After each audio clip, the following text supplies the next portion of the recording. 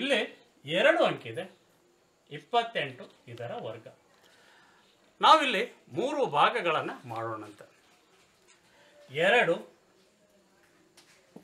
ಈ 2 ಇದು 1ನೇ ಭಾಗ, ನಂತರ 2 8 2 2 ಗುಂಡ್ಲೆ 8 ಗುಂಡ್ಲೆ 2 ಇದು ಒಂದು ಭಾಗ. ಇನ್ನು ಕೊನೆ ಭಾಗ 8. ಓಕೆ, ಈ ಸಂಖ್ಯೆಯ 3 ಭಾಗಗಳನ್ನು ನಾವಿಲ್ಲಿ ಮಾಡಿದ್ದೇವೆ. ಮಾಡಿದ ನಂತರ ಇಲ್ಲಿ ಇದು 2ರ ವರ್ಗ ಮಾಡೋಣ, ಇದು 8ರ ವರ್ಗ ಮಾಡೋಣ. ಯಾಕೆ ಹೀಗೆ ಮಾಡಬೇಕು? ಚಿಕ್ಕ ಸಂಖ್ಯೆಯ ವರ್ಗ ನಿಮಗೆ ಮಾಡಲಿಕ್ಕೆ ಬರ್ತದೆ, ಚಿಕ್ಕ ಸಂಖ್ಯೆಯ ಗುಣಾಕಾರನೂ ವೇಗವಾಗಿ ಮನಸ್ಮೃತಿಯಲ್ಲೇ ನಿಮಗೆ ಮಾಡಲಿಕ್ಕೆ ಬರ್ತದೆ, ಹೌದಾ? ಓಕೆ, 2ರ ವರ್ಗ 4 ಆಯಿತು.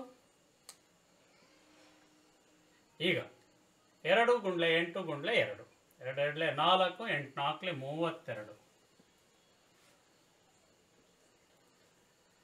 ಈಗ 8 8 64. ಈಗೇನು ಮಾಡೋಣ ಅಂತ, ಇದು 4 ಹೀಗೆ ಇಡೋಣ, ಇದು 32.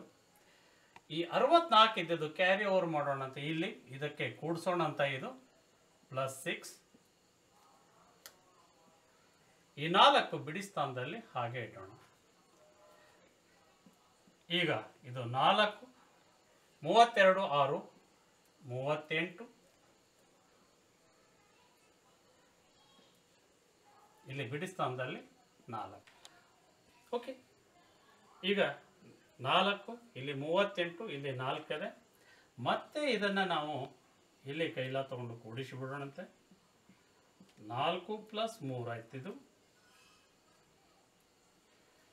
ಇಲ್ಲಿ ಉಳಿತು 8, ಇಲ್ಲಿ ಉಳಿತು 4. ಆದ್ದರಿಂದ 4 3 7, ಇದು 8, ಇದು 4. 4 3 7, ಇದು 8, ಇದು 4. ಇದು 28ರ ವರ್ಗ ಆಗಿರ್ತದೆ. ಇದನ್ನು ನೀವು ಇನ್ನೊಂದು ಸಾರಿ ನೀಟಾಗಿ ಮಾಡಿ ನೋಡ್ಕೋಬೋದು. ಇದಕ್ಕೆ ಇನ್ನೂ ಒಂದು ಉದಾಹರಣೆ ಬಿಡಿಸಿದ ನಂತರ ಚಿಕ್ಕದಾದ ಒಂದು ಸೂತ್ರವನ್ನು ಕೂಡ ಹೇಳಿಬಿಡ್ತೀನಿ ನಾನು, ಆಯಿತಾ?